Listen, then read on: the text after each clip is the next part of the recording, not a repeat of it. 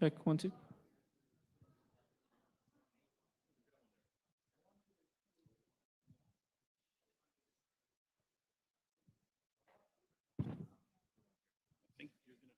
do you want it going around there?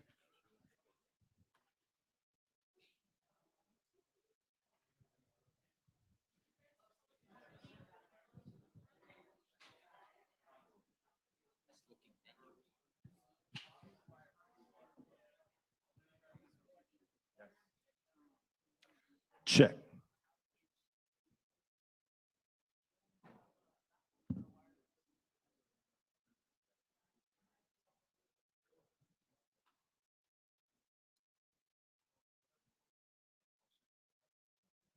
But booking the man.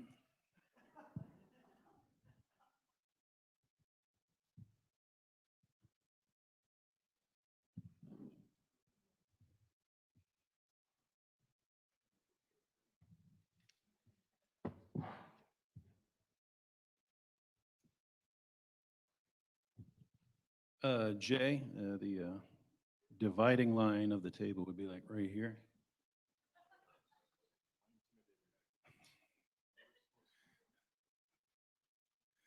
He thinks he has to play all these psychological games in order to gain an unfair advantage, not realizing that I'm the king of psychological games.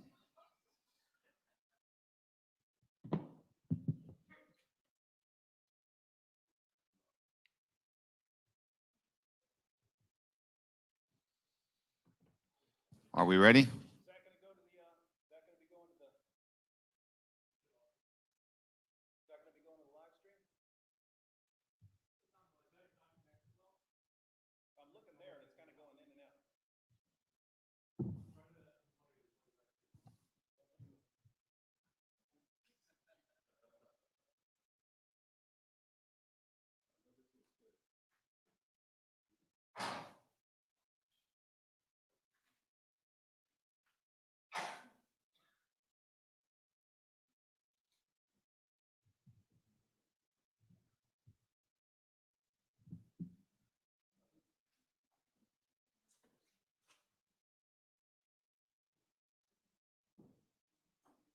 Shut it all down, start back up.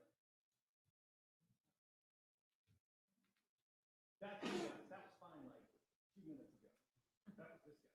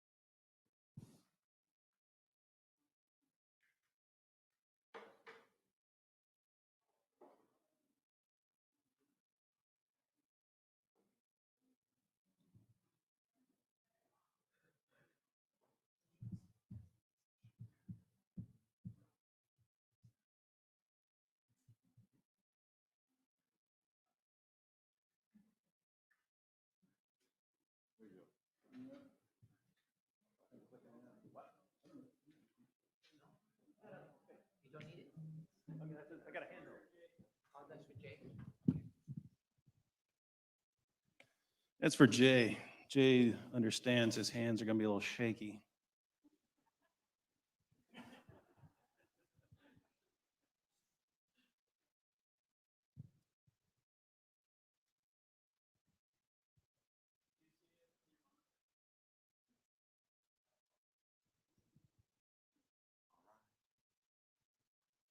All right, welcome everybody to this final debate of the night. And the debate is, did Muhammad of Islam exist?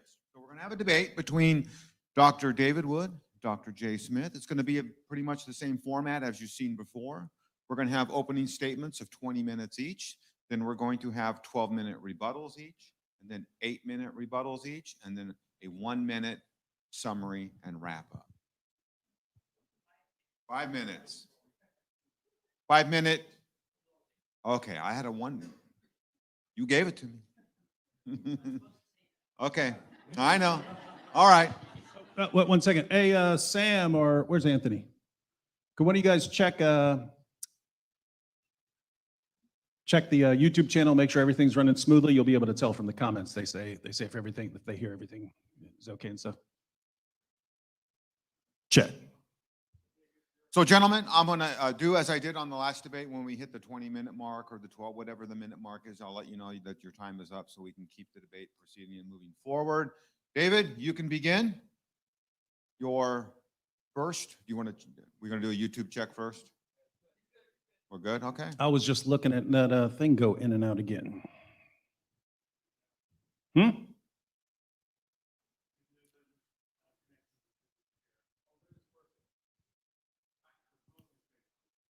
It's good? Okay. All right, I guess we'll just try it. Ready?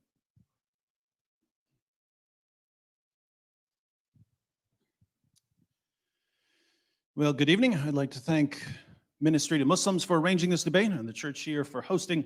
I'd also like to thank Dr. Jay Smith for giving me this opportunity to debunk one of the most astounding pseudo-scholarly conspiracy theories the world has ever seen. You know, when people hear that David Wood is debating Jay Smith on an Islamic topic, lots of people think we must be up to something, but we're not. We really have a significant disagreement on whether the Muhammad of Islam existed. I still believe in the overall picture of Muhammad that most Westerners who study Islam believe in. He's born around 570 AD, starts receiving revelations around 610, preaches for 12 years or so in Mecca, flees to Medina, builds an army, conquers his enemies, dies around 632, that sort of thing. So I'm what you might call a Muhammad realist. Jay, by contrast, is a Muhammad myther.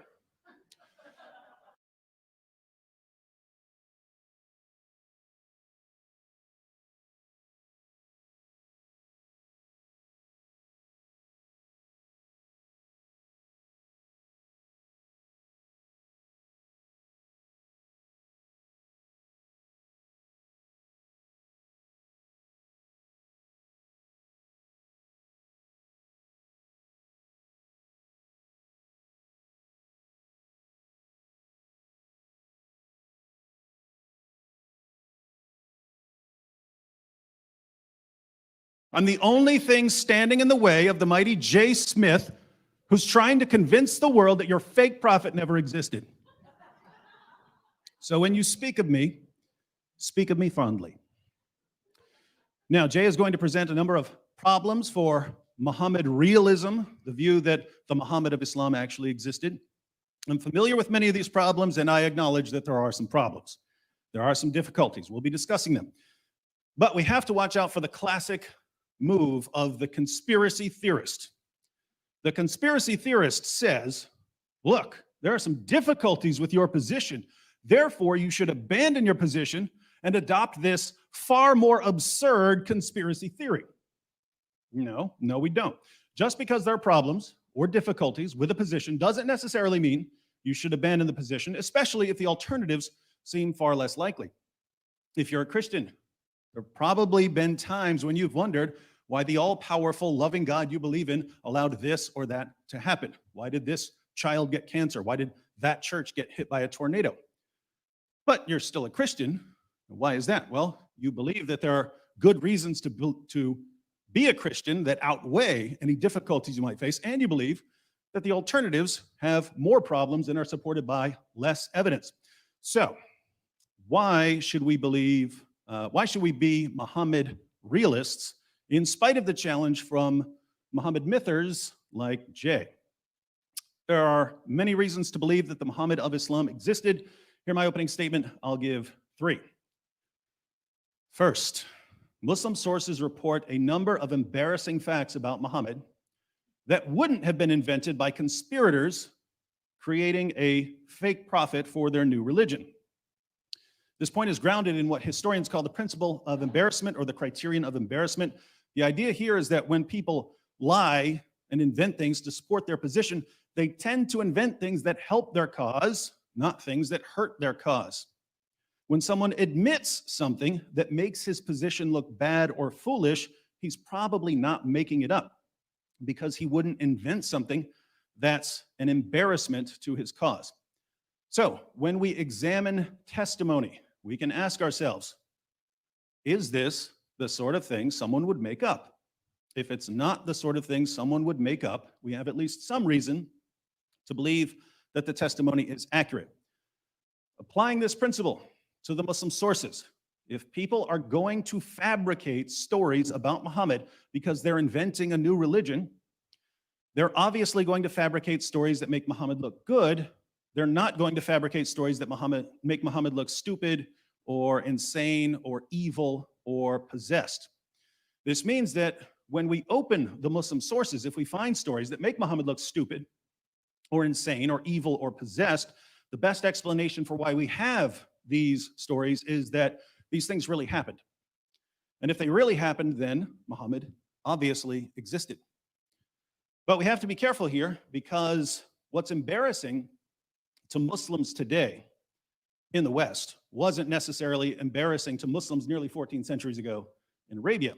Muslims in our time are embarrassed by all kinds of things we read in the Quran and the Sirah Maghazi and the Hadith.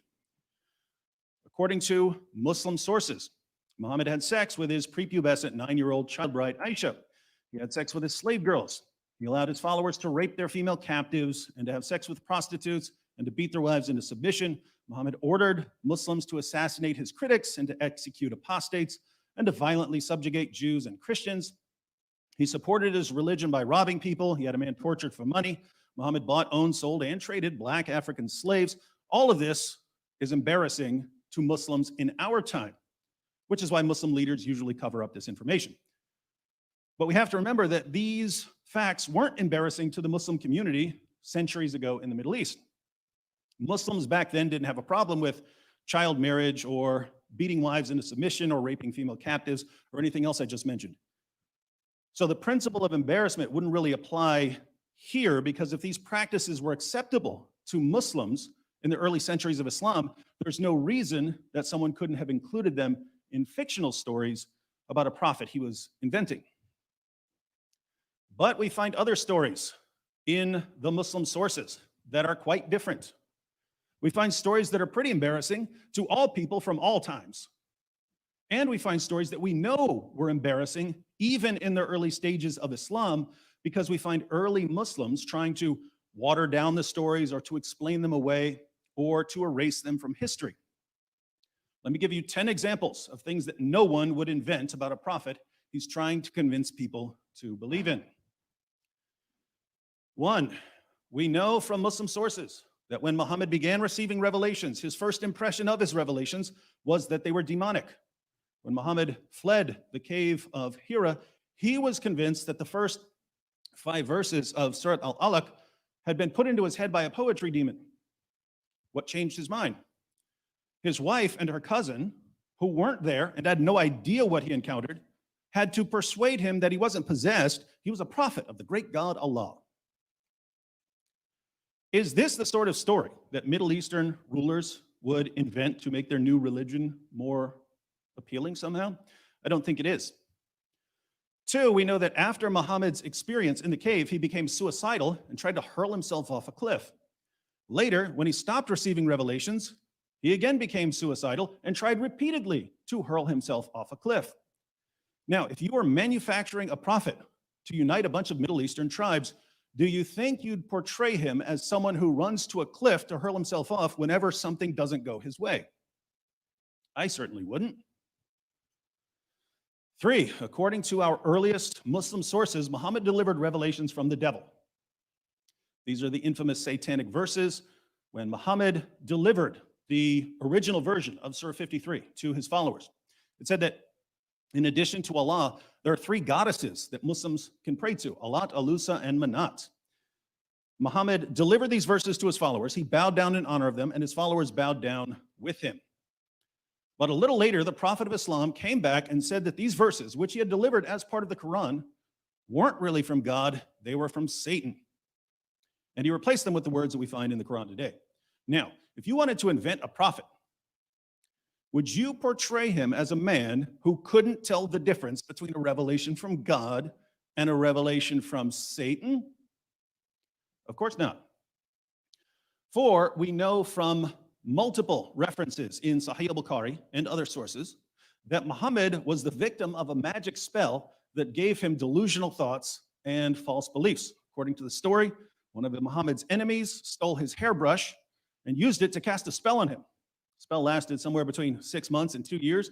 Now tell me, if you were inventing a prophet to suit your fancy, would you say that his enemies could temporarily overpower him with black magic? Not a chance. 5, Surah 4, verse 3 of the Quran says that Muslims can marry up to 4 women. But the Muslim sources tell us that Muhammad had a lot more than 4 wives. Tabari says that Muhammad consummated marriages with 13 women. We know from references in Bukhari that Muhammad had at least 9 wives at one time. So why did Muhammad get more? Well, he received another revelation, Surah 33:50, which gave him and him only special moral privileges, namely lots of extra wives. Needless to say, if I were inventing a prophet, I wouldn't invent stories that show him violating his own revelations. 6, Muhammad once had an adopted son named Zayd, who was called Zayd bin Muhammad, Zayd son of Muhammad. One day, Muhammad saw Zayd's wife practically naked and began lusting after her. When Zayd found out that his adopted father and prophet was lusting after his wife, he divorced her so that his adopted father / prophet could have her. Then Muhammad married the divorced wife of his own adopted son after causing the divorce by lusting after her. Allah himself had a difficult time justifying this marriage, so we can only wonder why someone would invent the story. 7, according to Muslim sources, Muhammad had a pretty disturbing problem. He was frequently covered in semen. His child bride Aisha reports in numerous hadiths that she would try to scrape it off or wash it off before he headed to the mosque, but even after she thought she had gotten it all off, she would suddenly see more. For the life of me, I can't imagine anyone inventing a religion and then making up stories about the new prophet being covered in semen. 8, according to Muslim sources, Muhammad would suck on the tongues and lips of little boys and have the little boys suck on his tongue. He also guaranteed that if he sucked on a little boy's tongue or lips, that little boy's tongue or lips would never be tormented by hellfire. Now, if you were inventing a prophet to be the center of your new religion, how many stories about your prophet sucking on little boys' tongues and lips to protect them from hellfire would you include? Answer is 0, and yet Islam has a bunch. 9, Muhammad made prophecies that were already falsified by the time he was supposedly being invented by conspirators. In Sahih al-Bukhari, Muhammad prophesied that one of the signs of the end times would be that the buttocks of the women who worship the idol Dul Khalasa would shake while walking around the shrine. But the idol and the shrine were soon destroyed by Muslims, so the prophecy can no longer be fulfilled. Muhammad once pointed to a boy and said that before the boy became an old man, the judgment would come. That boy has been dead a long time, so the prophecy failed. Now, if Muhammad was being invented long after his supposed death, why would the conspirators invent prophecies which had already been falsified and which therefore exposed their new prophet as a false prophet? 10, according to the Quran, Allah rescued Jesus from those who wanted to kill him. So obviously, if we're inventing a prophet for Islam, we're going to invent a similarly miraculous story for our new prophet, right? But how did Muhammad die in the Muslim sources? He was poisoned by a Jewish woman whose family had been slaughtered by Muslims. The poison ate away at Muhammad's internal organs, but it took him about 3 years to finally die in total agony. If Middle Eastern rulers were fabricating their new prophet, why would they make up a story about their prophet being outwitted by a Jewish woman and then dying like a sick dog? Why do we have an endless array of stories in Islam's most trusted sources that make Muhammad sound stupid and insane and evil and possessed? If you were inventing a religion, would you make the central figure of your new religion sound stupid and insane and evil and possessed? There's only one way these stories could have gained momentum in the early Muslim community. They were true. And if they were true, then Muhammad existed. Second, if conspirators were fabricating a new prophet for their new religion long after Muhammad supposedly died, they could have invented any number of stories about his rise to power and conquest of Arabia. They could have said that Muhammad appeared in Mecca with great signs and wonders and angels and convinced the population that he's a prophet and then went from town to town and everyone converting. They could have said whatever they wanted. But when we piece together the earliest and most reliable information about Muhammad, we find a man who couldn't perform miracles, a man who was ridiculed for plagiarizing his revelations, a man who was viewed by the vast majority of people as a moron or a madman. How would a man like that rise to power and conquer Arabia? Easy. Deception, manipulation, bribery, and violence. That's exactly how Muhammad rises to power and conquers Arabia, according to the earliest strata of Islamic history, before the story started being massively embellished. Muhammad told the Meccans that they should accept him as a prophet because of his amazing poetry and because he's mentioned in the Bible. They thought his poetry was a joke and they didn't know about the Bible, so most of them weren't impressed, and Muhammad didn't win very many followers that way. And Muhammad went to Medina. In Medina, Muhammad's message became, if you join my religion and fight for me, we'll go out, we'll kill the men, we'll take their stuff, we'll take their wives and their daughters as our sex slaves, and if you die while fighting for me, Allah will take you to paradise and give you an eternity of deflowering virgins. And that's when men started converting in droves. Once Muhammad became the most powerful force in Arabia, the pagans had to convert or die. Jews and Christians had to convert or become dhimmis or die, and anyone who left Islam or made fun of Muhammad had to be executed. This is the only way an illiterate 7th century Arabian caravan robber with Muhammad's mental and moral and spiritual problems could have been accepted as God's last and greatest prophet, and it's exactly what we find in the Muslim sources. But again, if later rulers were simply inventing the story of Muhammad as the foundation of their new religion, they could have said anything. There was no need at all for a fabricated Muhammad to rely on deception, manipulation, bribery, or violence to convince people to believe in him. Third, in 1999, the American psychologist Paul Vitz published a book titled Faith of the Fatherless. It's about the connection between early childhood experiences and later religious belief. His research showed that the overwhelming majority of prominent advocates of atheism over the past few centuries either had no father figure when they were young or they had a terrible relationship with a bad father figure. The overwhelming majority of prominent advocates of theism, by contrast, had a close relationship with a father figure they loved and respected when they were children.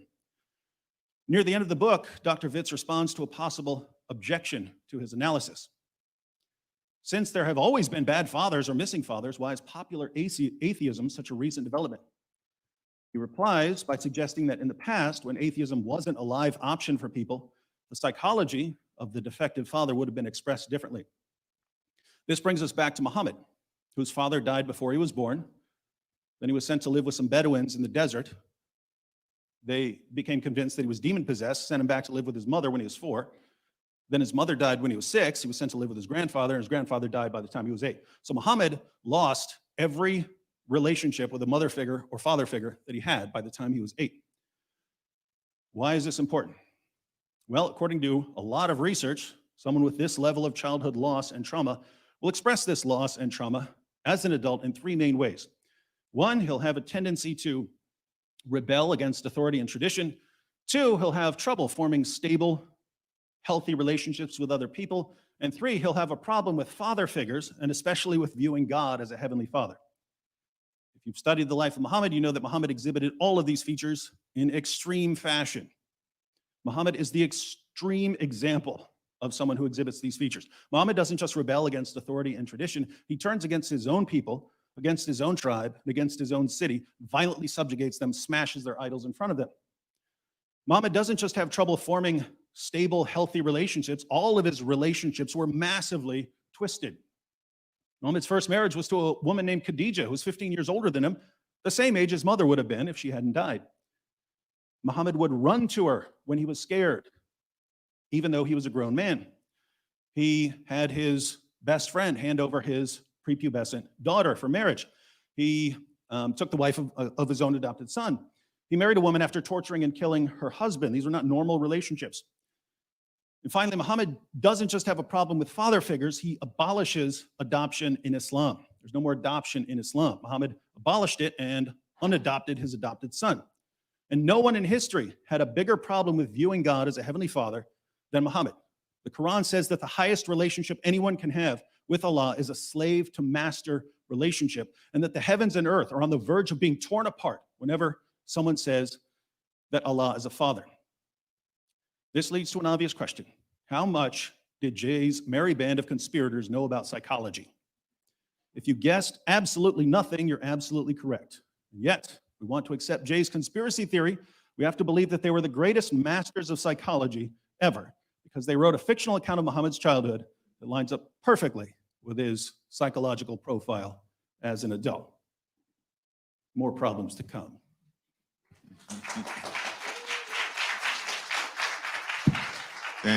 Thank you, David.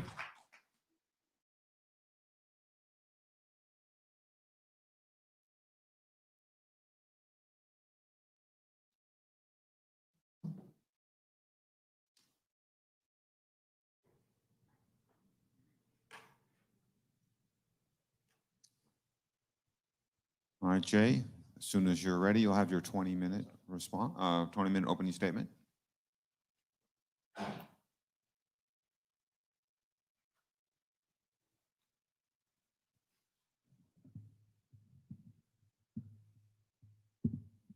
Great, okay. Well, I wish I could go right into the rebuttal, but we're going to have to do this first. So let's go right into it, and let's show you what and who this Muhammad is of the 7th century versus the Muhammad of the 9th and 10th centuries. So now, David has given a very convincing view of this Muhammad of the 9th and 10th century. What he didn't want to talk to you about is this timeline. Take a look at the timeline, you'll see the problem.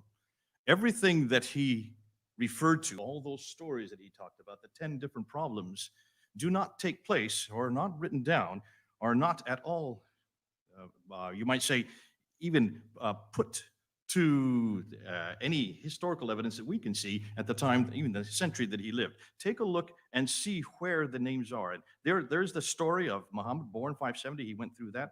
And now let's see where all that takes place. Take a look at this slide here. The material that he talks about, everything that he's dependent on for his paradigm, does not come until Ibn Hisham. You notice I have an Ibn Ishaq up there, but I've kind of put him in a very shadowed form. The reason why is I don't think any of the material that we use today on Muhammad comes from Ibn Ishaq. We don't know anything about Ibn Ishaq. It's only attributed to Ibn Ishaq. Everything we know comes from Ibn Hisham. Look at his dates. He doesn't even begin to appear until the 9th century. Muhammad died in 632. I'm getting an echo here.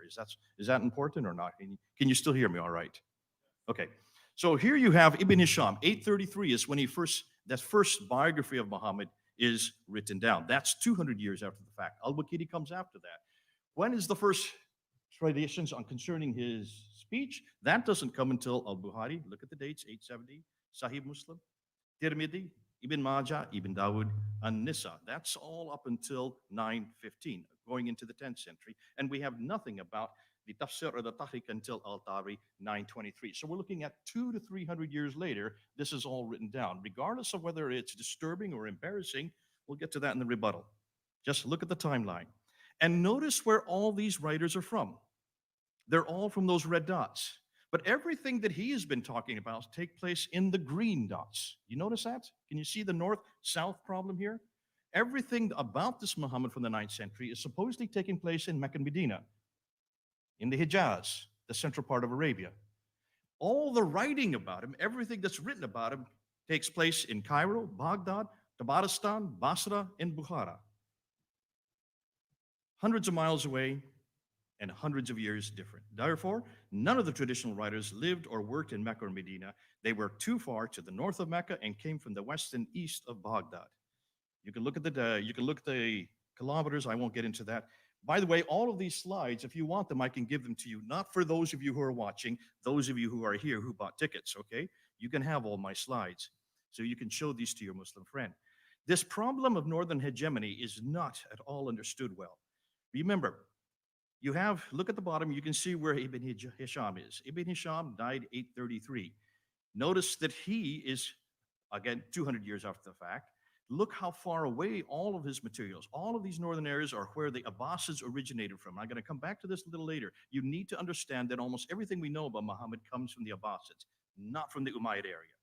Have you heard this before? This is probably new to you. Furthermore, all of it was written in the 9th and 10th century. They all wrote their material hundreds of miles too far away and hundreds of years too late. We get to the Quran, and I want to just look and say quick about this. I'm not going to talk much about this because we're going to get into that tomorrow. But when you look at the Quran, you have 5 different canonizations of the Quran. Only one of them is from the Hijaz, and it's the one we don't know anything about.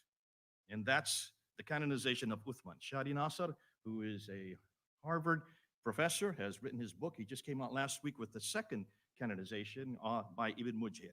All of the recitations, or you might say all of the qira'at that we've been going through this last year since June 8th, since that infamous interview that they had on YouTube. Take a look at all the canonizations. Ibn Mujahid is the one that puts together the first 7 readings. Look and see where he is. Look and see his dates. 936, that's 10th century. Al-Shatibi is the one that puts together the next 14 students. These are the riot. Those all are introduced in 1194. That's the 12th century. Al-Jazari is the one that brings in the next 9. So you get 7 plus 14, that's 21, plus 9 equals 30. The 30 riwayats and the readers all are finally introduced in 1429. That is 15th century. And take a look and see how many years that is after Muhammad. That's 800 years after Muhammad, we get the 30 Qurans. And finally, they have to put it back to one in 1924, the 1924 Quran. But I want you to look at this map here. I'm sorry, not this map, this timeline here. Of all those 30 riwayats and the readers, they all listed up there. The green ones are the 7, the red are the 3, and the purple are all the riwayats, which would be the students that come from every one of them, introduced by Ibn Mujahid, Al-Shatibi, and Al-Jazari. They all are introduced 800 years, but take a look and see where they all are introduced. 3 of them come from Mecca, 5 from Qira'ats. That means only 8 of them, of the 30, come from the Hijaz that he's talking about, the area that this is all supposed to be taking place. When you look at the others, 1 comes from Cairo, 3 come from Damascus, 6 come from Basra, and 12 come from Kufa. And the Quran that we have in our hand today, it is from Kufa. It is not from the southern part. It is all in the north. Look at the red dots. Here's the north-south divide again. Let's look at the Quranic Arabic. Even the Quranic Arabic, the Arabic that we have in the Quran is not from that green area. The green area is what he's talking about. That's the 9th and 10th century Muhammad, all right? If this guy received the Quran in that area, then the Quran that's in our hand today is not that Quran, because that Quran has the Ta Marbuta in it.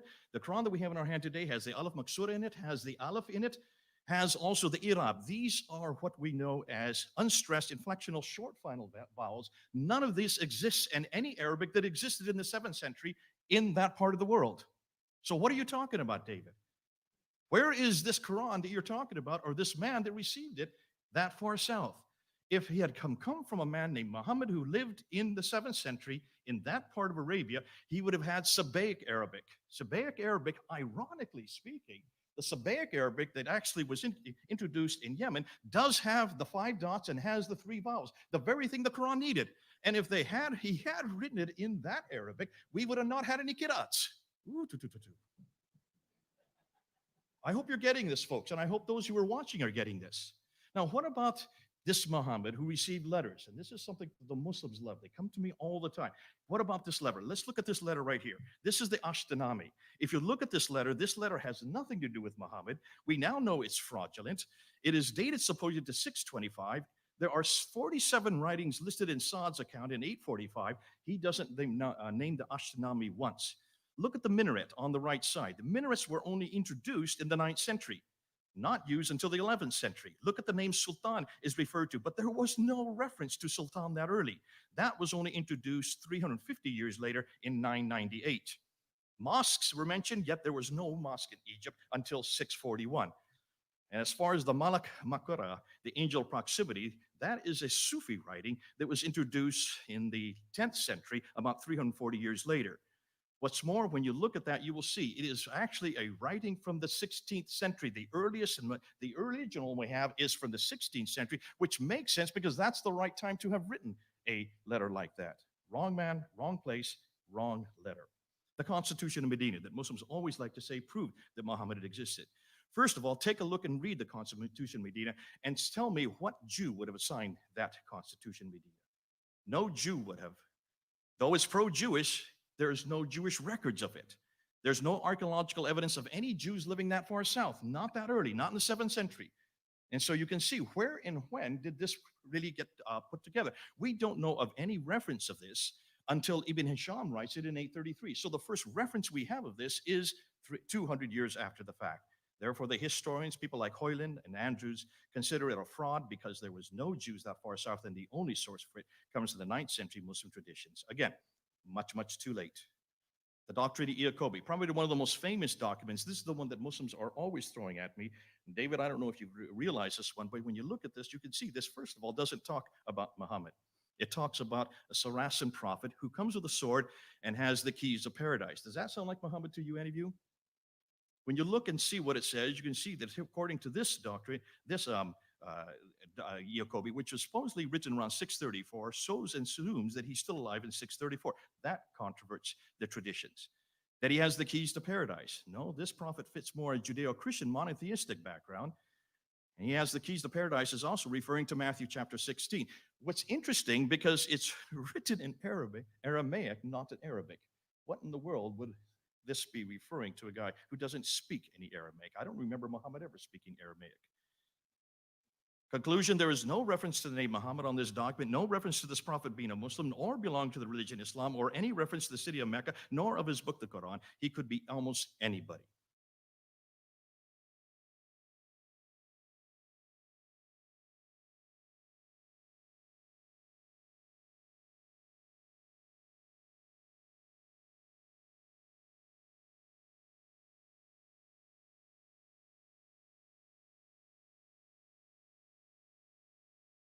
Of Islam, according to what David's telling me, that would have been controlled by the time of Muawiyah.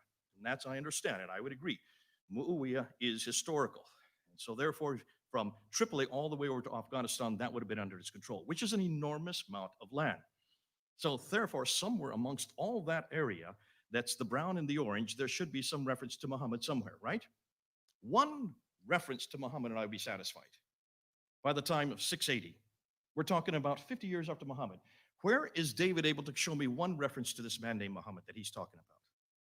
In that area, that swath of land from Afghanistan to Tripoli, let's start with the Quran. Well, okay, let's look at the Quran. 4 references to Muhammad in the Quran. In chapter 3, verse 144, in chapter 33, verse 40, in chapter 47, verse 2, in chapter 48, verse 29. Take a look and see what the Muhammad is. The Muhammad there, really, the name Muhammad means the blessed one. If you look and you understand that, Murad, who is a scholar in both Arabic, he's on our team, he's the one that's working for us from the Middle East. He has been saying, he's watching right now, he has been saying, look at the Arabic there. It's from Nabatean Aramaic. Did I not say that earlier, that this is Nabatean Aramaic Arabic? And when you look at that, it just talks about the Blessed One is no more than a messenger. In every case, when you look at those 4 references, this could be Abd al-Malik himself, referring to himself, not to a man named Muhammad. Let's take a look at the Dome of the Rock, because that was also constructed by Abd al-Malik. Look at the inscriptions, the only original part of the buildings. There is reference, I don't have time to go into, but almost every time when you look at the Shahada there, you can see that this is referring to a messianic figure, and it's more likely than not, it is confronting the Byzantine Christianity that is there in Jerusalem. That's why it's built there. That's why it's built looking up and down onto this, the Church of the Sepulchre. It's a one-upmanship by Abdul Malik, who's way up in Damascus. I don't have time to unpack that, but what I really want to go to are probably the most substantial authority that we're looking at today, and that is the coins. Let's look at the coins, because the coins that are coming out, and this is all stuff that has come out this year in 2020. Look at that swath of land and look and see what they now controlled. Anytime you have a new emperor or a new caliph like Abu Bakr, Umar, or Uthman or Ali, the first thing any caliph or any king or any leader does is to mint coins. And they put their image on the coins, and they put their name on the coins, and they explain who they are, and they always say what the religion is, and they always say where the mint is. Look at the coins. This is evidence from the 7th century. Now look and see where they're minted. They're minted in two areas, one in Syria, the other in Iran. None of them are in the Hijaz. Too far north again. Am I getting kind of boring saying the same thing over again? Everything we see happening in the 7th century comes from the north, not from the south, not from Mecca, not from Medina. When you look at the coins, you can follow a sequence on the coins. This would take me an hour to go through all the sequence. What we do know, start on the left. Those are Arab coins. It's not that they weren't minting coins. They were minting coins. Look what's on the coins. These leaders, these Arab leaders, had crosses in their hands. They had crosses above their heads. Why would you be wearing a cross if you're a Muslim? No reference to Muhammad in any of these. No reference to Abu Bakr, Umar, Uthman, or Ali. When you get to Muawiyah, finally Muawiyah in 661, he would be the first caliph from the Umayyad Caliphate. Take a look at his coins in the West. The coins in the West are gold soliduses and they're copper coins. He himself has a cross on his head, and he's holding a cross in his hand. He's a Muslim? No reference to any people called Muslims, no reference to any religion called Islam, no reference to any man named Muhammad, no reference to any book called the Quran, and no reference to any city called Mecca. It is just blank on all these coins. Now, the coins are great because they are from the 7th century. They do not disintegrate. They do not deteriorate. We can look at them today, and we have not been looking at them until this year. Boy, I could go a whole time on coins, because if you want to see what is the first Muslim coin, you've got to start with 692. That golden coin you see there, that's Abdul Malik. He is the first one to introduce Muhammad. He is the first one to introduce Shahada. And then he puts his own image on the coin in 693 because Justinian II goes to war with him because he dares to do something that's different than the Byzantines want, proving that the influence is coming from Christianity in the West. But look what's on the backside of all the coins coming out of Iran. Look at Muawiyah's coin, all the way up from 661 up to 680. On the backside of the silver coins in the East are Zoroastrian fire altars. Nothing to do with Muhammad. Take a look and you'll see.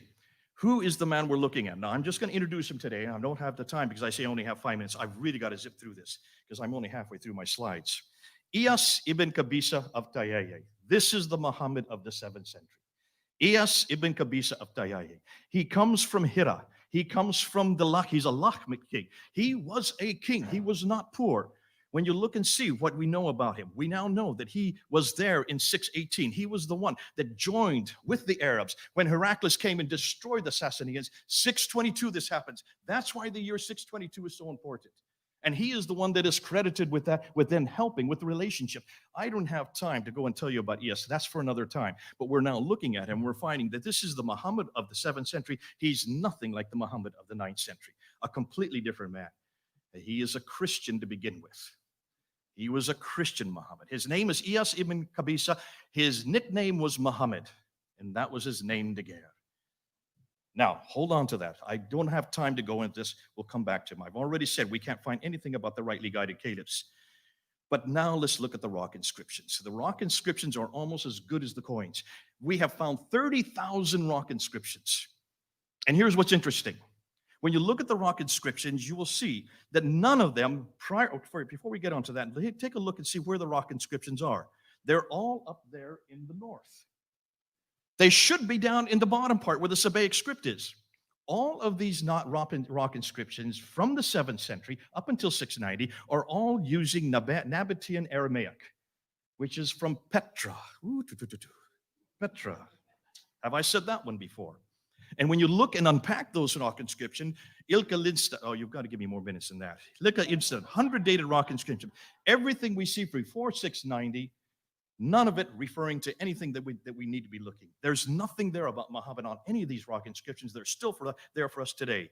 And then we get to the inscription of 741, the Apocalypse of Pseudo-Methodius Continuato Byzantia Arabica. That's a mouthful. Remember when Patricia Correa looked at this and said, this is the first reference we have for Mecca. We don't have any other reference for Mecca. What she didn't read is the rest of the inscription, because the rest of the inscription explains who and where this place was. And it places it way up in southern Turkey. The first Mecca is way up in southern Turkey.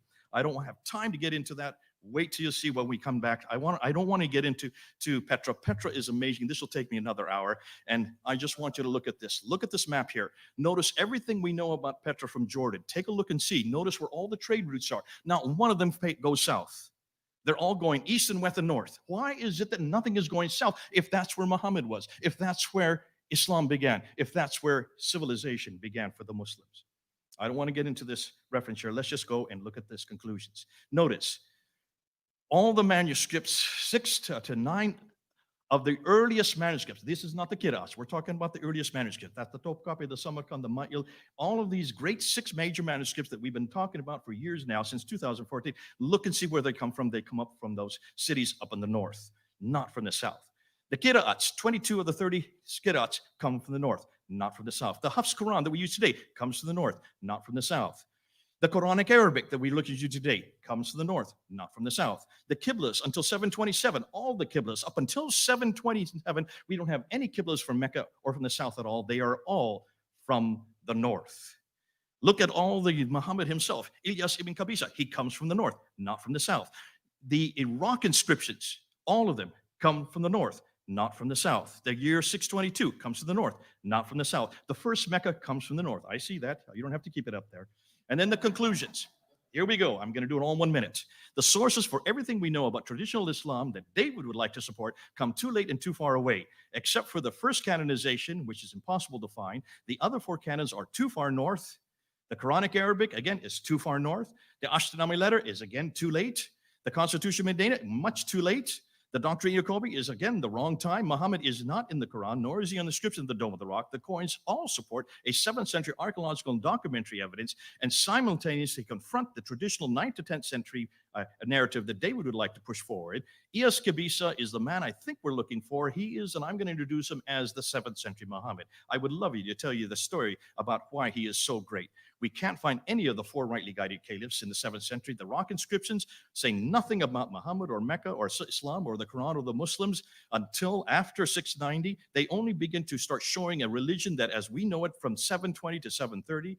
We're going to talk about the 741 inscription of the first Mecca. That is in southern Turkey, much too far north, and everything we know about Petra, the initial sanctuary of the Arabs, which was later replaced by the current Mecca.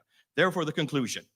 The historical record suggests that most everything we now know of Islam in the 7th century is either too far north or too far away or much too late to be the Islam of the 9th century Islamic traditions. Islam is really an Abbasid creation.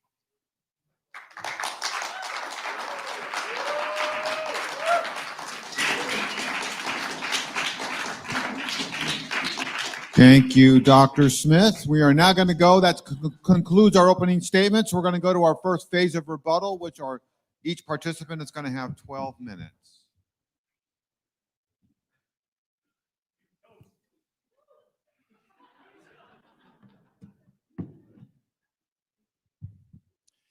Don't you just love conspiracy theorists? They always make it sound good, don't they? You could sit there and listen to a 9/11 truther or a moon landing hoaxer all day long. They could speak to you for 40 hours on their awesome understanding of the details there. They love to point out problems with the position they're tearing down so they can get other people to buy into their conspiracy theory. But they don't bother to tell you about the holes in the narrative. Now, Jay offered a number of problems for Muhammad realism. And I find that part of the problem here is that we just have wildly different expectations for what to expect from the evidence that we're examining in the early history of Islam. So he says we don't have any early sources. Where are all the sources? Where are all the 1st century of Islam sources that talk about all of this stuff? Well, I think Jay already alluded to the solution there. He mentioned that there was a writing of Ibn Ishaq, but we don't even have that, right? So our earliest biography is more than a century after the time of Muhammad. We don't have that. We have a later recension, a watered down version from Ibn Hisham.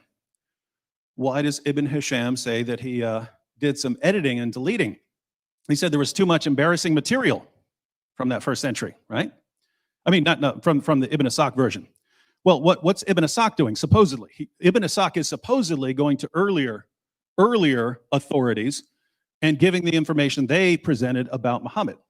Well, if this information is embarrassing already by the time you get to Ibn Hisham, what do you think they're going to be doing with any early evidence that they might have? Keep in mind, this is a group that is famous for burning books that they don't agree with, right? We know that already, right? Hey, these Qurans don't agree with each other, burn them all. What do you think they're going to do once they start finding out that there's all this embarrassing information about Muhammad? But there's another problem that we actually know of historically. By the time you get to the rise of the hadith scholars, so people like Bukhari and Muslim, these guys very rapidly convinced the Muslim community that they were the only reliable way, they had the only reliable way of doing history, the Islamic way. And so before that, you had the Sirah Maghazi guys, right? They're writing biographical stories about Muhammad. They're writing stories of Muhammad's war campaigns. The hadith guys come along and they say, you can't do it that way, you have to do it our way. So anything from early Islam did not meet the criteria of these later guys.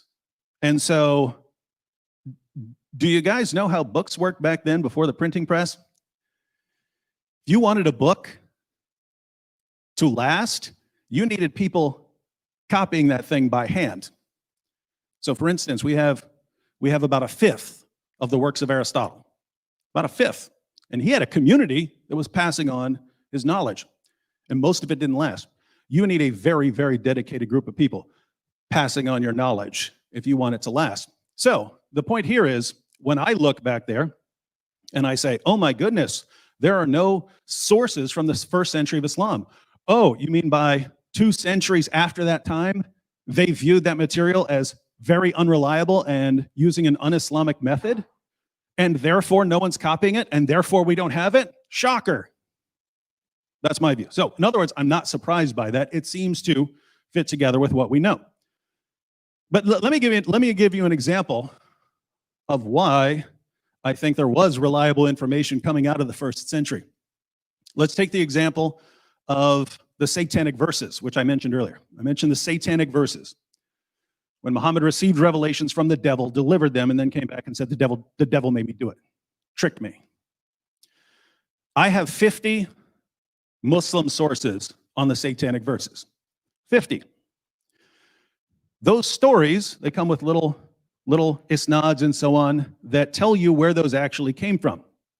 A bunch of those go back to some supposed first century witness, right? So some of them go back to Ibn Abbas. Some of them go back to students of Ibn Abbas, but not from Ibn Abbas himself. And so notice you have 50 sources on the satanic verses going back to lots of different people in the first century of Islam. Now, Jay just looks, but I don't have the actual text. I don't have the actual book. Well, okay, what's the alternative here, right? Well, so you don't have the book, therefore the story doesn't go back there. Well, what's the problem if you say the story doesn't go back there? And this is what I mean by when someone gives you a conspiracy theory alternative, you need to investigate that and say, does this really make sense? So one, as I pointed out, the satanic verses story was massively embarrassing. How do we know? Because we can trace the stories of when they came, and they keep watering it down more and more. At first, it's Muhammad who receives the revelations and delivered them. Then at a later stage, it was no, Satan imitated Muhammad's voice so that people thought Muhammad said it, but he actually didn't. And then later on, they water it down even more to where you don't even know why the pagans are bowing down in honor of this surah. They completely get to the point where they completely delete the story. And so they're clearly embarrassed by it. They're clearly embarrassed by this story. But think about this. If we want to say it didn't happen because we don't have the actual text, didn't happen. Well, what you have to say then is, one, someone invented this story. So in the century after Muhammad, apparently, someone invents the story of Muhammad, the new prophet they're telling everyone to believe in. They invent this story. And not only are we going to invent the story, we're going to invent dozens of sources for it that go back to this previous century. So keep in mind what the conspiracy here is, right? You're not just inventing Muhammad, the prophet. You're inventing the entire ensemble cast, right? You're inventing all the wives, all his followers, all those are invented according to this theory. And not only are you inventing them, you're inventing their children, their grandchildren, all the way down to the people that Jay is going to be talking about when we actually get to people that Jay would agree existed. So all of that entire history is invented. So they don't just invent the story of the satanic verses or something. They start inventing dozens of narrations that go back to all these people who did not exist. Again, if this was all a conspiracy, this is the most brilliant conspiracy theory I've ever seen, right? Because this is what people would be looking for. So they would have had to known it back then. Hey, don't just say Muhammad delivered revelations from the devil. Invent dozens of sources saying it so that people will really know our prophet couldn't tell the difference between a revelation from God and a revelation from Satan. This is just too much. Your conspiracy is doing too much work here. Right? Now, Jay pointed out, if the Quran had come from Muhammad, it would have been different. It would be different from the Quran that we have now. Look, there's no disputing between us that the Quran is one big giant mess, and that the history of the Quran is one big giant mess, right? But that's consistent with Muhammad actually receiving revelations, delivering them to his followers, and then a big mess happening afterwards, which would be my picture. So I don't think that really supports either case. He says the letters don't work. No dispute there. Didn't use them. Constitution of Medina didn't work. No dispute. Didn't use it. Doctrine Jacobi doesn't work. No problem. Not disputing that. He says that Muawiyah existed. But where are the references to Muhammad? Here again, we come to an issue where I think we're expecting massively different details to come out from this first century of Islam. If you read the Muslim sources, if Islam had been like 1% more violent, the community would have wiped itself out. They started slaughtering each other almost immediately. Aisha, the mother of the faithful, marched an army against Ali, the commander of the faithful. People who were companions of Muhammad at the Battle of Badr and Uhud and so on were slaughtering each other over a disagreement. And that just kept happening and happening and happening. If you look at what happens until you start getting political power massively consolidated, these guys are spending all their time slaughtering each other and then going out and slaughtering other people. They're not building monuments. They're not doing that. Eventually, they get to a place of stability, and that's when you start getting the monuments. So again, I don't know what you'd expect to be looking for. I don't know what you think these people in a desert slaughtering each other are going to be producing as far as inscriptions and so on. Jay points out that the evidence tends to come from the north, not from Mecca. Again, that wouldn't be surprising as Islam expanded. That's where you start getting to areas where there's more civilization, there's encounters with the Byzantines and so on. So that's where you'd expect a lot more of this to come from. He says coins and crosses, coins with Muslims and crosses. Yeah, that wouldn't fit well together with Islam today. But I think people massively overestimate how orthodox Islam was back then. If you look, you have all of these different groups all vying for power, and they're all killing each other, and they're all expanding into various areas of, there's just doesn't seem to be enough time to sit down and develop really orthodox theology. And that's why all these different groups, all these different sects of Islam spring up and start slaughtering each other. So it wouldn't surprise me that people who are encountering the Byzantines and see Byzantine crosses and don't really have much of an understanding of why that would be such a problem in Islam wouldn't have a problem with that sort of thing. Now, keep in mind, I said in my opening statement, there are problems, right? You can look at that and say, I don't know, that's not, I still don't get it. Why would they have a cross? You can say, well, they're trying to interact with other people, and so they don't have a problem with the cross. You could say that. You could say, well, maybe that's a stretch. Well, I agree. There are tons of things we have to look at and go, I don't know. Doesn't seem like it makes a whole lot of sense there. It's the alternative that I have a problem with, right? if you say, hey, I don't get why that guy would have a cross, and you move from there to, aha, it was a Christian original, and he later became Muhammad, and there's a massive conspiracy, then I got a problem, right? Because the solution to the problem seems massively more absurd than anything you're trying to explain. Jay says that that Petra was the original Mecca. Here again, what's the evidence for this? You have some, now notice here, because this is a good example. So, some mosques, old mosques, face Petra, apparently, not Mecca. Now, Jay is familiar with the work of Dr. David King, who has been for decades the world's leading authority on Qiblas. And he argued before anyone ever heard of Dan Gibson that the early mosques were facing unexpected directions. But he came up with explanations for that sort of thing, right? He said that they were focused on astronomical alignments and so on, rather than just what we think of pointing your mosque in the direction of Mecca. So he points that out. Now, Jay will obviously say he's been refuted. Dan Gibson is right. The world's leading authority on these Qiblas doesn't know what he's talking about. But here's the point. You've got a scholar who says one thing.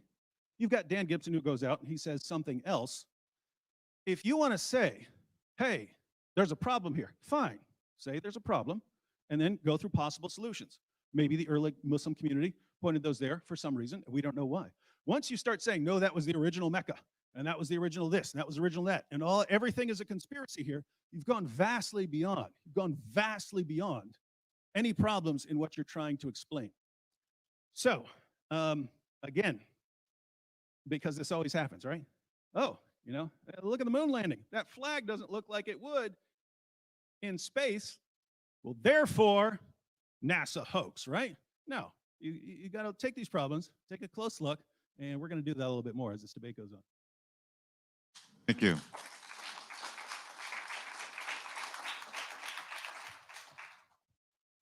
And Dr. Smith, you'll have your 12 minutes as soon as you're ready to begin. Well, David, I'm a little disappointed. You went back to principle of embarrassment. You did the same thing you did 8 years ago. In fact, I already had every one of your points on my paper.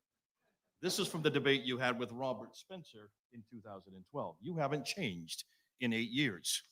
I just sat there and said, oh, he said there's demon possession, use of black magic, suicide, 9 to 15 wives, poisoned by a Jewish, Zainab and Zaid. You just went right down the paper. You've got to move with the times.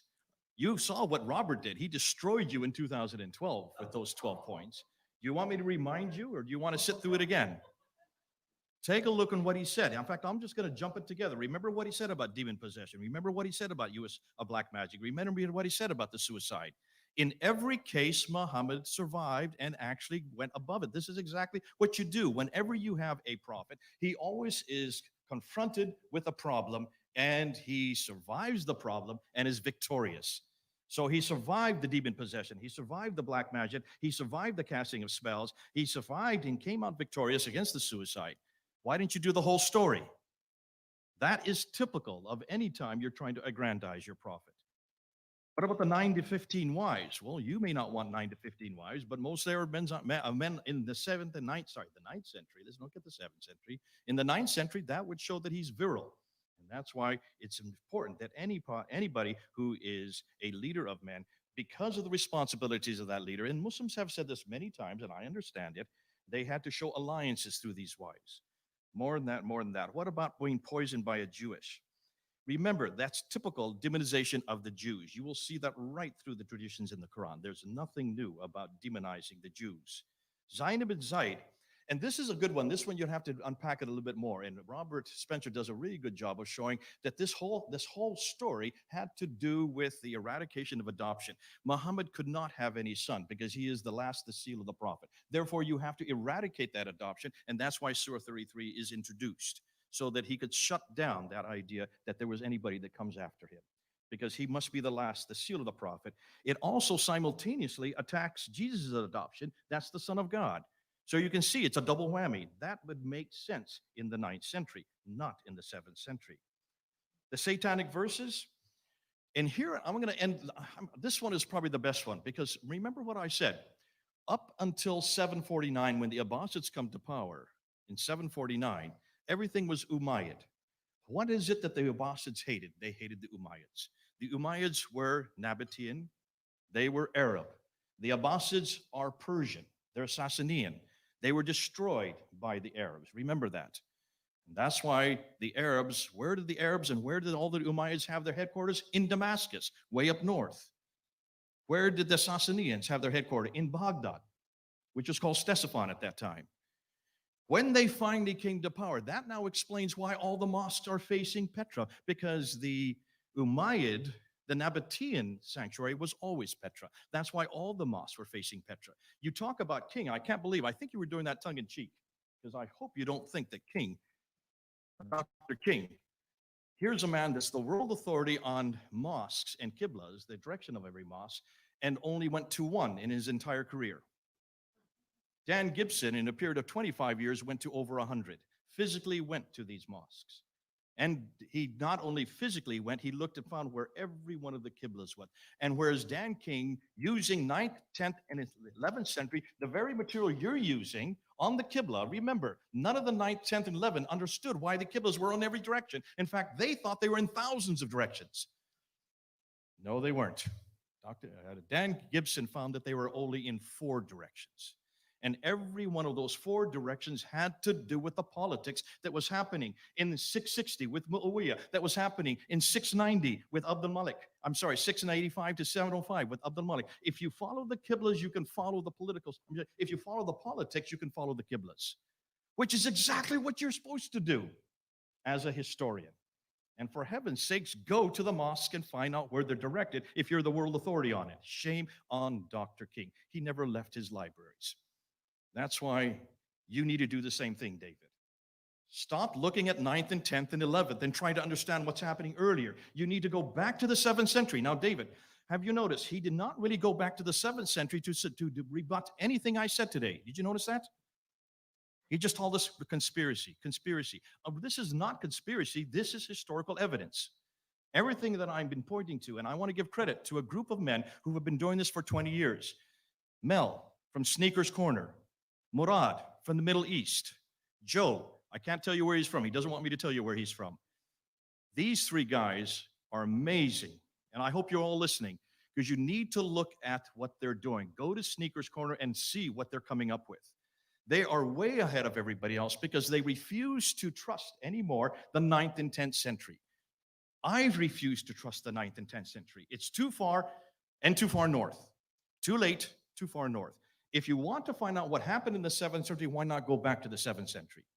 And look at the art of material that we're getting there. Look at the coins. Look at the inscriptions. David, you didn't deal with the inscriptions. You talked about the coins and you kind of snuffed it off as to say, well, they're not that important. No, they're very important. Remember, back when anybody came to power, what's the first thing you do? They didn't have radio. They didn't have television. They didn't have internet. How did they announce themselves? They used coins. Everybody used coins because that was in the hands of everybody. And the first thing you did as any leader, a new leader, is you put your name on the coin. Those coins exist. They were putting their names on it. These are not a conspiracy theory. We're talking about hard evidence. Look at the names on those coins. Look in what they do. What next thing they do, they also put a denomination of what they're worth, and then they put always a religious icon to show what religion they belong to. And that's why all the coins in the West, the gold solidus were all Christians. All the ones in the East were all Zoroastrian. Nothing Muslim about them. What do you do then? Then you also write, you chisel away on all these rocks, thousands, tens of thousands of these rock inscriptions. David, you didn't deal with that. I want you to start dating with the 7th century. Stop all this conspiracy theory. Stop talking about things you talked about 8 years ago and come back into what you're going to refer to today. Because if you're going to talk about principle of embarrassment, then I'm going to throw back at you, why is it that if you're going to use that category, why don't you use it on Christianity? If you want to find out about Jesus Christ, let's use his criteria. We must use that which comes 200 to 300 years later that is embarrassing about Jesus Christ. Why don't you start with the infancy gospel of Thomas? Look at the infancy gospel of Thomas, written in the 2nd century. There is a Jesus that you would love to follow. This is a Jesus who he presents as a naughty, irascible child, vindictive child, who uses his miraculous powers to take revenge on teachers, neighbors, and other children, some of whom he blinds, others he cripples, and he even kills. Is that the Jesus you want to take? Because that's the Jesus of the traditions, the Gnostic traditions that come 200 years later. Now, why were they not chosen by Irenaeus and the early church fathers? First of all, because they're too late. And secondly, that is not the historical Jesus we have from the first century. So, David, if you're going to use the idea of taking that which is later and more embarrassing for your criteria, then I want you to start using the infancy gospel of Thomas to now define your Jesus. Thank God that's not my Jesus. And I would say to the Muslims who are listening, everything you're dependent upon is based on nothing more than happenstance. Talk about imposition of this conspiracy theory. I want you also to look back and look and see why is it you want to go to Ibn Ishaq? The reason why I said that Ibn Ishaq, I put him in a shaded form, is because look and see who Ibn Ishaq is. He is the first one of the Abbasids who's still a carryover from the Umayyads who writes the first biography in 765. The Umayyads have come to power in 749. So roughly 16 years later, he writes the first biography. That biography is riddled with Umayyad material. And there are all kinds of stories about that Muhammad, because remember, that Muhammad starts to appear on the inscription, the rock inscriptions. I'm using hard evidence again. This is not supposition. This is not conspiracy. The rock inscriptions start to show this Muhammad from 720 up into the 730s. Ibn Ishaq writes that story, but that's not the narrative that the Abbasids like. So 70 years later, Ibn Hisham is commissioned to take what he liked of Ibn Ishaq and throw the rest away. Which means we don't have Ibn Ishaq anymore today. That's why I put him shade in him, because there's an evolution between Ibn Ishaq and Ibn Hisham. And by the time you get Ibn Hisham there, that story is now the narrative that the Abbasids want. But they still don't have the sayings. The sayings still need to be put together. The sayings take another 40 years to be put together, and that's not till the late 9th century. But those sayings, remember, al-Bukhari is given, according to the traditions, according to the story, he's given 600,000 of these sayings, and he's to whittle them down and destroy that which did not exist. Now, how would al-Bukhari know what Muhammad said if he's living 240 years later? According to David, he's a lot more trustworthy because he is living 240 years later. He whittles them down and only retains 7,397. That means he throws out 98% of it, only retains 2%. 2%. Every tradition, the 9 volumes we have on al-Bukhari, is only 2% of what was there. What do you think he threw away? He threw away everything the Umayyads had. That's why I keep on saying, Islam is an Abbasid invention. It is a Persian invention. It is an invention that was created and maintained in Baghdad.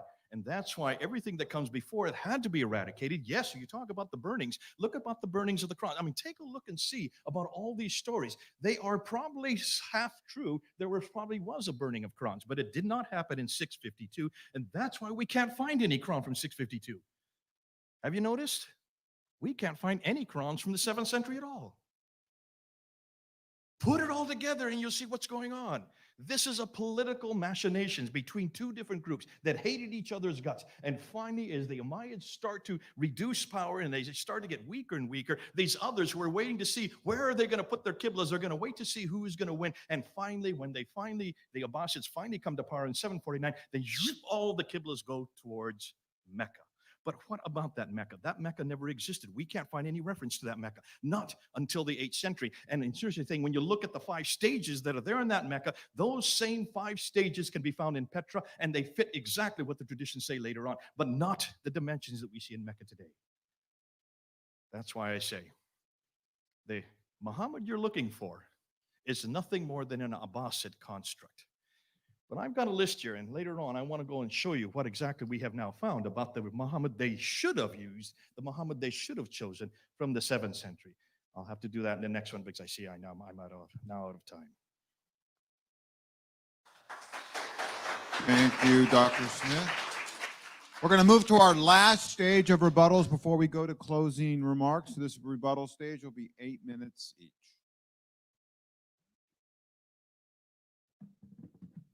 Check, check.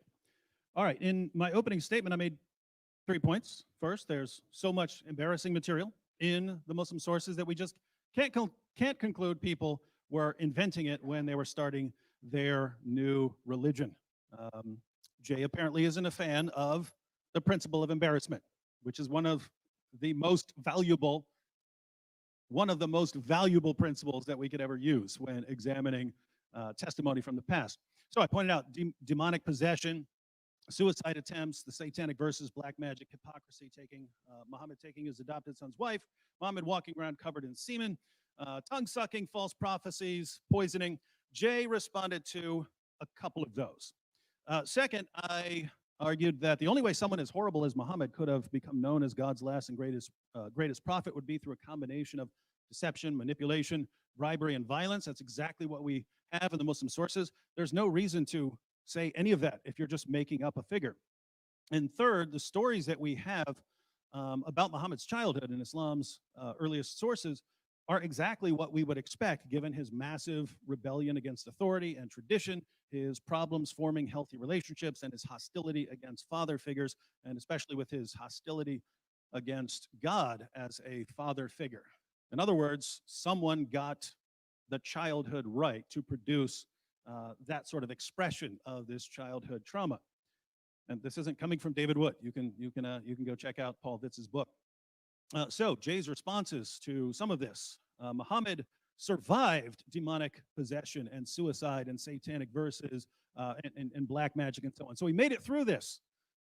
So there's no problem here. Yet, yes, there is. Your guy could be taken out with black magic. Your guy thought he was demon possessed. You have a suicidal guy. And Jay says, well, but it's okay because he made it through that. Are you serious? So someone said, you know what? I want to show that the prophet is really resilient. So I'm going to make a story about him repeatedly trying to kill himself whenever something goes wrong. And I'm going to make a story about a guy getting hair from his hairbrush and giving him all sorts of delusional sexual thoughts and so on. That's what the story actually says. So that's why they invented this story. Seriously, are you kidding me? We want to show that the prophet is resilient, and we invent these stories about him being controlled by black magic and so on. Very, very strange stuff. Jay says, well, 9 to 15 wives would just show that Muhammad is virile. I agree. That wasn't the problem. We're not talking about how many women Muhammad could have sex with. We're talking about Muhammad violating his own revelations, right? You get the command to do 4.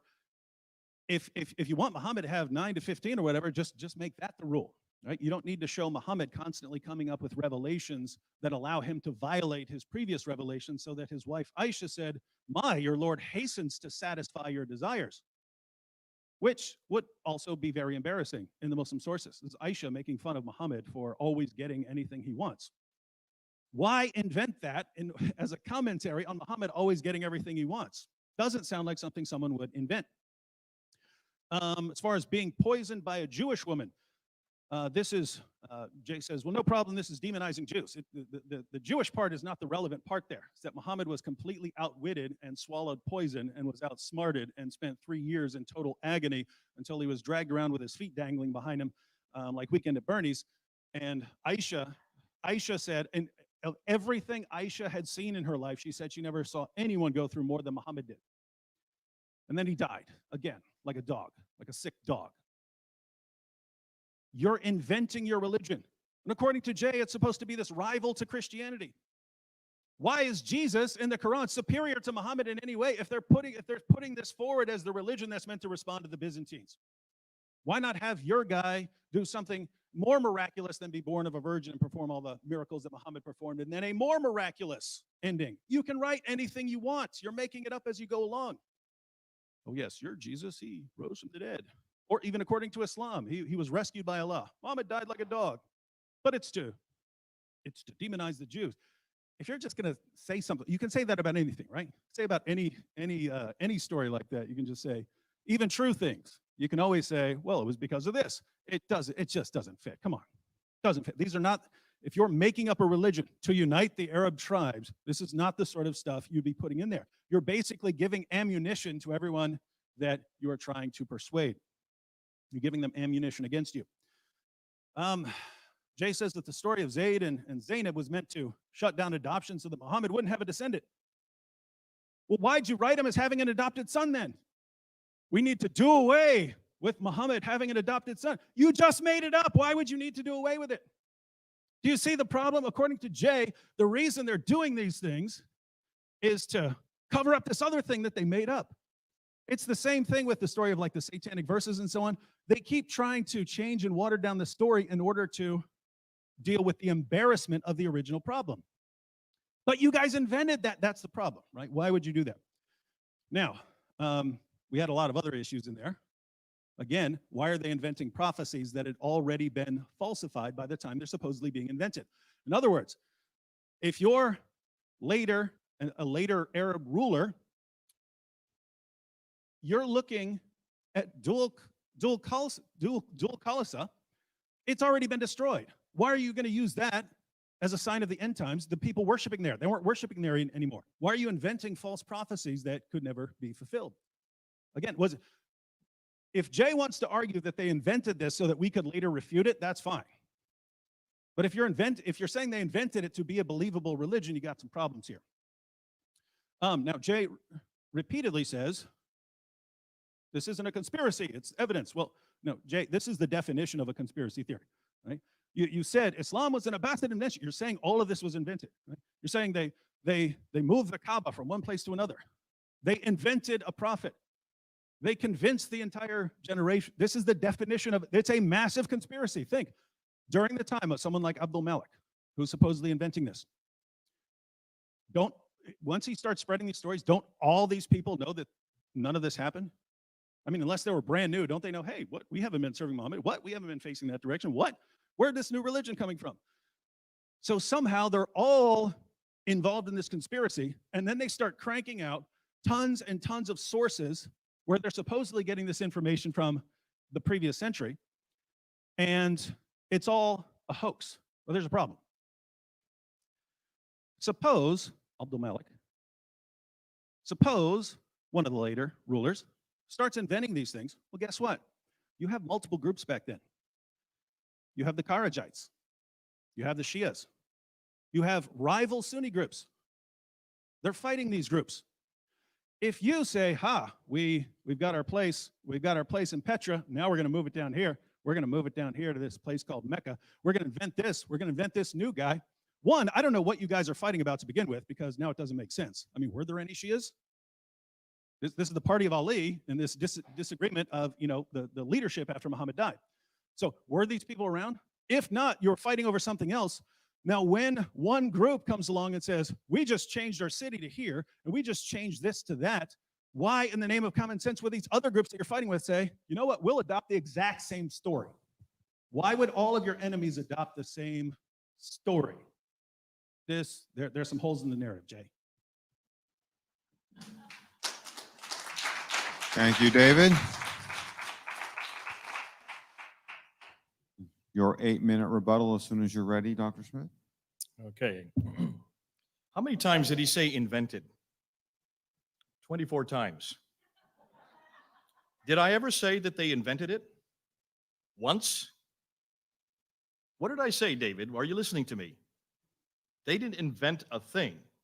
That already existed. Remember, you already had from 661 up until 749, almost 100 years of stories that were being created. Started, many of them, by Muawiyah, continued by Abdul Malik, all the way up through the Sufyani period, up to the Marwanid period, and included in the Umayyad. These stories had to be sublimated. None of them were being invented by the Abbasids. I never said the Abbasids invented a thing. In fact, many of the stories had to be sublimated and changed. And that's why when you look and see exactly what the Abbasids have done, they have taken what was given them. They didn't invent it. And they had to quickly change the narratives so that it could fit their narrative. That's why no one's inventing a thing. Please get it right. You're wasting your time because you haven't yet answered my question. What about the 7th century? You haven't said a thing about the 7th century tonight. Have you noticed? He spent his entire time talking about the embarrassing principle, the principle of embarrassment. That's embarrassing, folks. If that's all you've got is the principle of embarrassment, because you don't like it, David, because you're looking with your Christian eyes, and I understand. And you've made a whole industry of it. You've been your whole ministry. Because as a Christian, he is embarrassing. Of course, Muhammad's embarrassing. Those traditions are absolutely embarrassing. But you're talking as a 21st century Christian. No, you're not. Actually, you're talking as a biblical Christian. When you compare the Muhammad of the 9th century, who is very Arab, yes, he is very much from his environment, and you compare him with Jesus Christ, there's no comparison. He is full of embarrassment.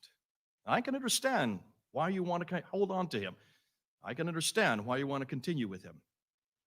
Because your whole ministry has been based on basically destroying that Muhammad. Please continue to do that.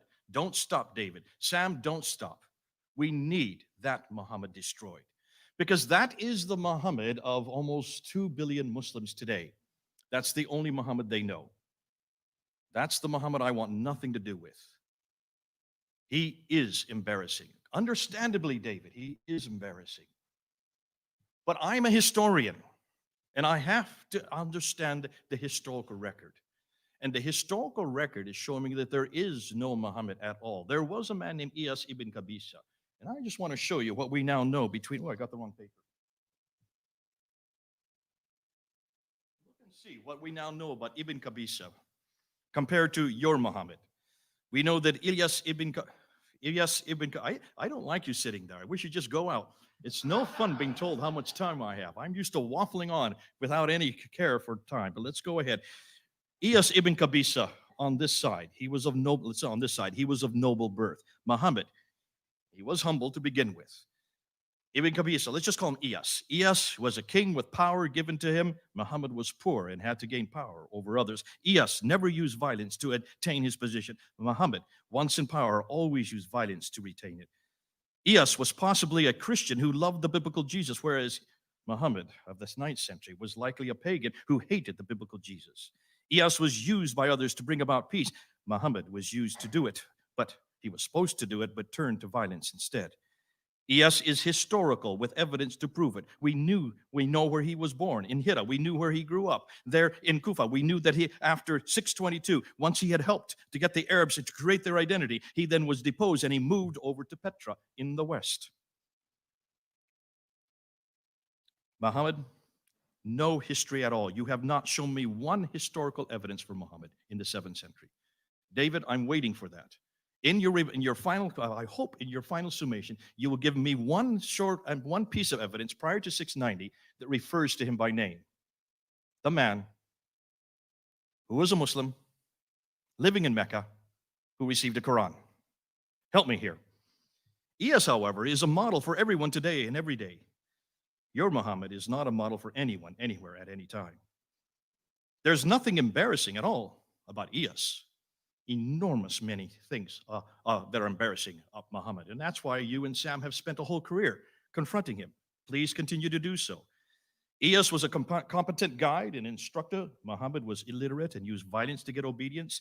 Iyas had a death penalty, but only for those who broke the law, whereas Muhammad, he had a death penalty for those who mocked him. Iyas spoke about love. Muhammad preached hate. Iyas finally conquered Israel. Muhammad never came close to Israel. Iyas married a Jewish woman, and had alliance with the Jews. Muhammad married a Jewish and then killed her former husband.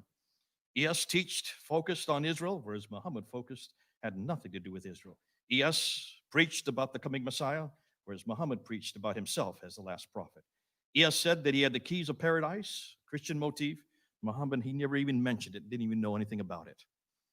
Now, for Muslims listening, isn't it interesting, the Muhammad of the 7th century, possibly understood by those in the 7th century, was lost by the 8th century. The Muhammad that was created out of all the stories coming out of the 7th and 8th century, that was finally became the Muhammad of Islam, that Muhammad is absolutely embarrassing. And on that, both David and I are agreed. But that is not the Muhammad of the 7th century. I want nothing to do with that Muhammad, because not only is he embarrassing, I want the Muhammad who they've lost. What happened to Iyas ibn Qabisa? And why did they give him up? And what was it about that Iyas that the Abbasids never retained? Until David can prove to me and show me that there was this Muhammad that he keeps on talking about, showing us all the rabid things. And I think he knows he's getting a great killing on tonight's show, because all the Muslims are going to be even more infuriated by him. Though he say he's arguing for them. No, folks, Muslims, he's not arguing for you. Because that Muhammad, you want nothing to do with. Why don't you come back to the real Muhammad who was there in the 7th century? Take a look and see what he was and what we're missing today. Because that Muhammad, fascinating enough, was a Christian. He loved Jesus Christ. He wanted an awful lot to do with Jesus Christ, but somehow everything that he stood for got erased. And it got erased because of not only the Abbasid need, their narrative, that narrative had to destroy him because he was not one of them.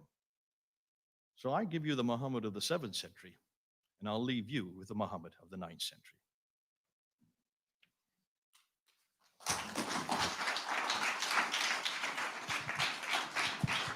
Now, gentlemen, we move to the final stage. You have 5 minutes for your closing statement. All right, well, we have two theories before us. First, the Muhammad of Islam existed. I argued that I can't imagine anyone inventing the stories about this guy that Muslims have attributed to their prophet. If you were inventing stories and saying, hey, I want the world to believe in this, this is the prophet that's going to unite us. Again, the demonic possession and suicide attempts and so on, they made him the most obvious false prophet in all of history. They made him the most obvious false prophet in history. They literally made stories about which showed him to be a false prophet by the time they're writing these things down. Can't imagine that. And I pointed out that history, the history we have of Muhammad according to Muslim sources, that lines up with that is the only way a guy like that could have risen to power. And the childhood, again, someone with those childhood experiences who loses every close relationship for the first 8 years of his life, we know what that produces, and it's exactly what we find in the life of Muhammad. So there's too much coincidence here if this is just pieced together from a bunch of strange sources. I do rely on the principle of embarrassment. Jay I did want to respond to one thing Jay said. Jay said, why don't we use the principle of embarrassment with Jesus? Look at the Gnostic sources. They have all this weird stuff. Yeah, I already mentioned that in my opening set. That was not weird to the Gnostics. I said, there's stuff that's embarrassing to Muslims today that wasn't embarrassing to Muslims back then. If it was embarrassing to people back then, yeah, I agree. You can't use it. But we have all of these things that we know were embarrassing because they immediately start trying to cover them up and water them down. You can look at a bunch of different sources for the same event, and you can look where these stories supposedly originate on the timeline when they're being reported, and you see a study process of watering them down. But one, what's the purpose of inventing them? And two, how can you actually form a timeline that goes all the way back into the 7th century of when these things are supposed to be being revealed, and it all fits together perfectly? He says, give a reference before 690. Again, we have some very different methods. I'm looking at that community and what I would expect from them. All they do is slaughter each other and slaughter other people. And the only text they would have written would have been laughed at by the later Hadith scholars who said their method was garbage. So I don't know what you're expecting. It reminds me, it's like Eusebius said that Constantine commissioned the writing of 50 copies of the Bible. Where are they? They've all been covered up. It's a conspiracy. They're covering up because they changed the Bible. What are you talking about? Some people have suggested Sinaiticus or Vaticanus may have been a part of this. There's no evidence for it. So best case scenario, you lost 48. What happened to those? They were all covered up. It's a conspiracy. What? Show me one of those Constantine Bibles, or admit that it's been changed. Come on, right? So now this is very interesting. The second theory is that the Muhammad of Islam didn't exist. And Jay just said, I'm not saying they invented it. No one's inventing a thing. You said in your presentation right before that, Islam is an Abbasid invention. And if you don't believe Muhammad existed, yeah, you can piece together some things from other, if you want to say it actually referred to this person, that person. But the overall history of Muhammad had to be invented. If you believe that they were moving their center of worship from Petra to Mecca and so on, if you believe they're imposing this, and then if you believe that Ibn Ishaq is part of a conspiracy to put out this entire history of Muhammad, He can't think that's true. So there have to be people here putting this together who know this stuff isn't true when you're talking about this happened and that happened in Mecca and so on. So there has to be a massive, massive conspiracy here. Once again, whatever group is doing the conspiring to invent this thing and to move things around, why are the other groups that you're at war with going along with it? Why do they buy into all of the same stories? They should be saying, you see, these guys are liars, but they don't. They all go along with the same story. Interesting. All right, and that's my real problem with Jay's conspiracy theory. Jay's theory requires me to believe that the conspirators who created Islam were simultaneously the biggest bunch of morons the world has ever seen, because they invented the most obvious false prophet in history, and simultaneously the greatest geniuses of all time, because they pulled it off in spectacular fashion, to where we don't even know until Jason comes along, and then we know. They pulled it off. How could they do it? And so, yeah, I'm going to say conspiracy theory is not the way to go here. If there are problems with the Islamic narrative of Muhammad, fine. If you say we have to look into this, fine. But once you start going this massive conspiracy route and moving things around and inventing a new religion, I'd say you got problems. So I'll just close out to the Muslims who are watching, because Jay mentioned them. You've seen me defending the existence of your prophet against the conspiracy theories of Jay. What else can I say? But you're welcome.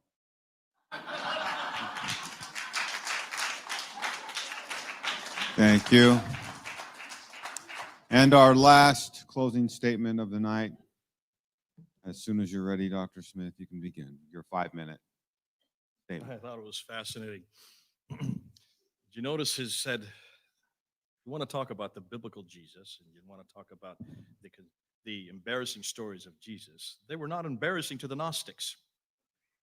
Did you pick that up? Exactly. They were not embarrassing to the Gnostics who came later. Just as these embarrassing stories that he goes on and on about were not embarrassing to the Abbasids. Tit for tat. What I'm going to do to end off, I'm going to do a little poem. I've written a poem. I did this for Hatun. Hatun knows what I'm talking about. She asked me to come on a few weeks on her site. And she asked me, could you put this into a nutshell, what you're talking about? So I put it into a kind of a verse. You can do this to supercalifragilistic. I'm not going to sing it because you don't want to hear me sing. So here we go. Do it to supercalifragilistic. We all know well Muhammad's name. He's been around a while. He lived in Mecca, so we're told. His prophethood's on file. Yet no one saw him face to face, nor heard him speak a word. And all we know is centuries old, and that's downright absurd. Hisham, who wrote his story down, lived 2 centuries too late. Bukhari, who wrote what he said, lived at a later date. There was just nothing written down. They borrowed from hearsay and lived in towns way far too north, hundreds of miles away.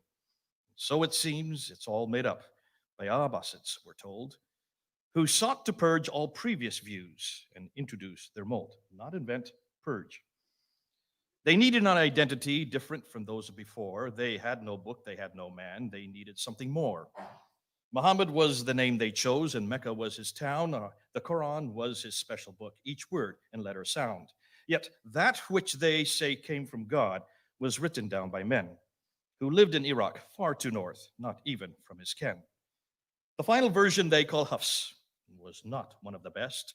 He lied and cheated all the time, more worse than all the rest. The Arabic which he contained was from Hijaz, it was thought. Its grammar, letters just weren't right, especially without dots. So where did it originate? Where could it have come from? Or where could it have come forth? Southern Levant is where it hails, again, too far, too north. The mosque became their focal point. The Qiblas were confused. When Gibson found they pointed north, he was indeed bemused. Yet what about Muhammad's name? It's, again, nowhere to be found. The Hijaz is the place he walked, yet nothing on the ground. The rock inscriptions are all blank. You'd think they say much more. Of him, we cannot find a trace. He's really just folklore. The coins are equally opaque. Of him, there's not a peep. Perhaps they went on holiday or maybe fell asleep. His town, Mecca, where he grew up and where he sought his fate, was not known until 741, 100 years too late.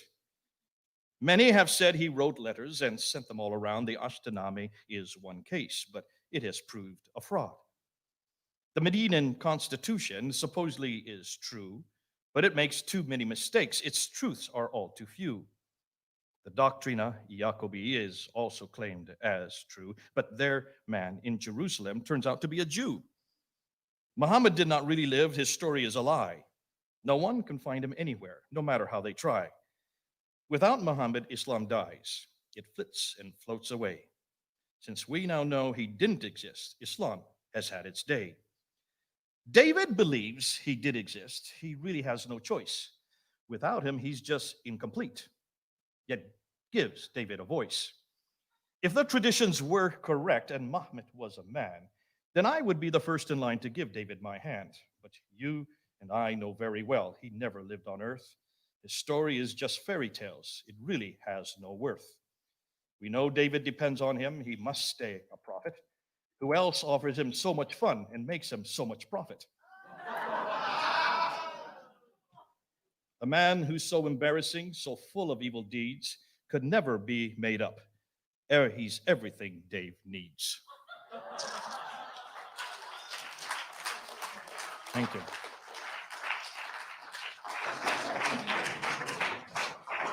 Well, thank you, panel members.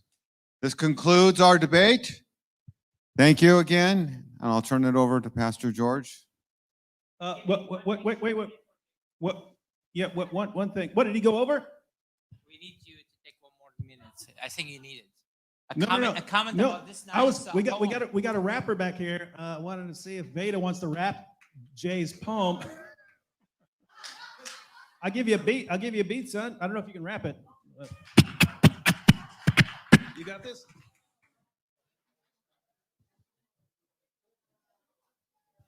We do not know if this is going to work. Go to that and go to there. Okay. So you want me to rap this poem? You want me to give you a beat? Hold on. I'll let you know in 12 seconds. Hold on. You can try like just a couple bars and see if it works, because I don't know if it'll. I'm concerned about Jay's flow, is what I'm saying. All right. What? Give me a beat, David. Huh? Give me a beat. All right, ready?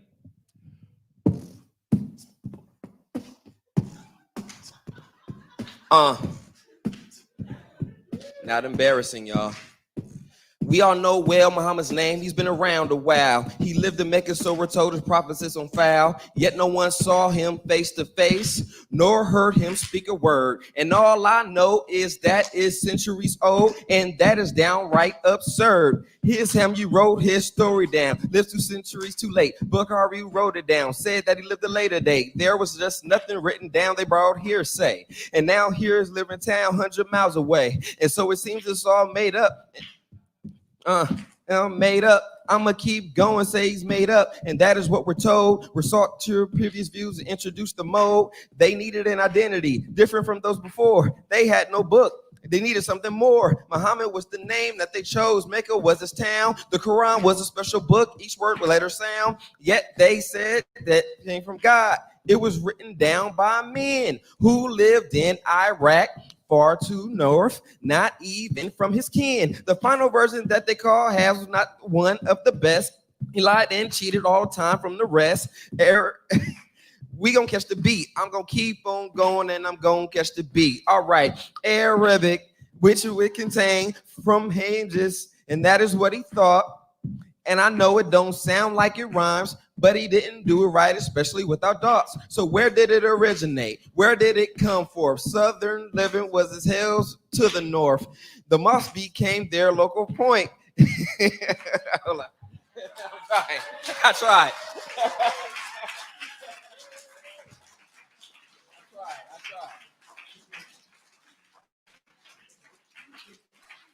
That's awesome. Thank you so much. Thank you, Dr. David. Thank you, Dr. Jay. It's awesome. You guys get to choose which position you want to take. But we all agree, both of them agrees that we want to see Muslims coming to know Jesus as a Lord and Savior. They do need to leave that Muhammad, that if it was an imaginary Muhammad or was existed Muhammad, They need to leave that Muhammad because he is not giving them any guarantee to be in heaven. But the Jesus of the Bible, our man, the man of the book, our man, Jesus, he can guarantee them heaven. They can guarantee to be in eternity with him. All our desire here to see Muslims to follow Jesus, and that's what we need to be praying for. Amen. Let's give them another hand. Thank you so much, guys. Thank you, thank you, thank you, thank you. No hugs, guys? Okay. Okay. Okay. Tomorrow we're gonna be here at 2:30, but in the morning, if you go to the ministrytomuslims.com, tomorrow morning, each one of these men here, and also Anthony Rogers speaking in different churches.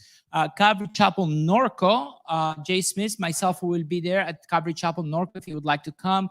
I believe they have 2 services or only one? 2 services, 8:30 and 10:30. Yeah. In ministrytomuslims.com, go to our Strong Tower. You're going to see the schedule there.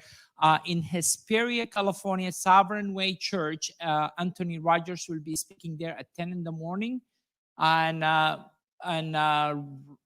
there's a church locally I believe in Brea. Is Danny here?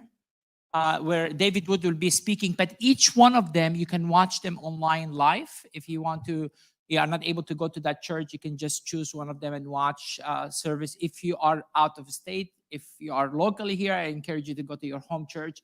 Also, some of us are going to be coming here for church service. If you would like to come here, that's an option as well. But 2:30 exactly, we're going to start the schedule tomorrow.